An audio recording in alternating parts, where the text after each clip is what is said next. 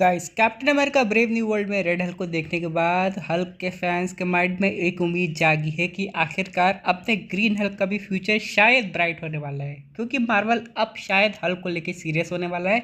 और इसका पहला एग्जाम्पल में भी हम लोग को डेडपूल में देखने को मिलेगा, या फिर क्या है पार्ट 3 में इसकी। अब यहाँ पे कहा जा रहा है कि एक हल्क का सीन है जो कि वुल्वरीन से बैटल करने वाला है, वो दिखाया जाएगा। अब यहाँ पे ये डिपेंड करता है कि अगर Marvel Hulk versus Wolverine match को थोड़ा सीरियसली लेके दिखाता है, तब तो हम लोग समझ जाएं कि आगे जो हल्क है वो काफ़ी खतरनाक होने वाला है। और अब हम लोग को प्रोफेसर हल्क को सीधे गुड बाय कह देना चाहिए। हालांकि प्रोफेसर हल्क का काफ़ी इंपॉर्टेंट रोल था एवेंजर्स एंड गेम के लिए, लेकिन अब उनकी ऐसी कोई ज़रूरत नहीं है। अब यहाँ पे उनको हल्क को रिलीज़ कर देना चाहिए। वैसे एक तरीके से हल्क की बॉडी भले बैनर के पास है, लेकिन हल्क का माइंड इतने सालों से कैद है, जो कि हल्क के लिए बिल्कुल नाइंसाफ़ी है और वो बाहर आने को एकदम बेताब है। और कहा जा रहा है कि ऐसा माना गया है कि मार्क रफेलो ने ये क्लियर कर दिया है कि हल्क हम लोग को दिखाई देगा captain America brave new world में, और वो रेड हल्क से बैटल भी करेगा। अब यहाँ पे कौन सा हल्क होगा? Professor Hulk? क्योंकि अगर ये हुआ तो मज़ा नहीं आएगा।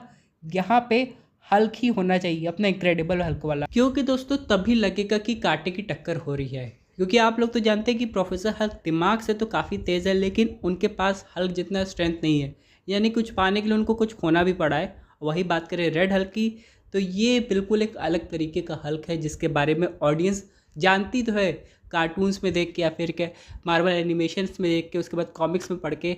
लेकिन असल में ये क्या चीज़ है, ये आगे जाके सिनेमैटिक यूनिवर्स में इनको डिटेल में पता चलेगा। अब कहा जाता है कि रेड हल्क जब जनरल रॉस बनते हैं तो उनके पास हल्क जितनी ताकत तो रहती है, लेकिन इसके अलावा उनके पास कोई दूसरी स्प्लिट पर्सनालिटी नहीं रहती है। जैसे ब्रूस और हल्क एक अलग अलग पर्सनालिटी है, वही हम लोग बात करें रेड हल्क की, तो वो ऑल टुगेदर सिंगल पर्सनालिटी है रॉस की ही। यानी कि रॉस खुद रेड हल्क है, ना कि कोई दूसरी पर्सनालिटी टेक ओवर करती है हल्क की जाइंट बॉडी को, जिसकी वजह से उनके पास ये एडेड एडवांटेज आ जाता है। और यही कहीं ना कहीं वो हल्क पे भारी भी पड़ते नजर आते हैं कुछ फाइट्स में। लेकिन अभी हम लोग बात करें सिनेमैटिक यूनिवर्स तो इनक्रेडिबल हल्क की अब कई सालों बाद पहली झलक हम लोग को डेडपूल और वुल्वरीन मूवी में देखने को मिलेगी। उसके बाद सीधे कैप्टन अमेरिका 4 में। उसके बाद मार्वल को शायद एक अपॉर्चुनिटी मिल सकती है वर्ल्ड वॉर हल्क मूवी बनाने की, इररेस्पेक्टिव ऑफ देयर टाइमलाइंस। क्योंकि अब मल्टीवर्स का कॉन्सेप्ट यूज़ हो रहा है, तो मार्वल किसी भी एक यूनिवर्स को उठा के उसमें वर्ल्ड वॉर हल्क दिखा सकता है, और मार्वल ऐसा करना शुरू भी कर दिया है। एग्जाम्पल के रूप में अगर आप लोग बात करें फैंटास्टिक फोर की, जिसकी मार्वल ने अभी अनाउंसमेंट की है,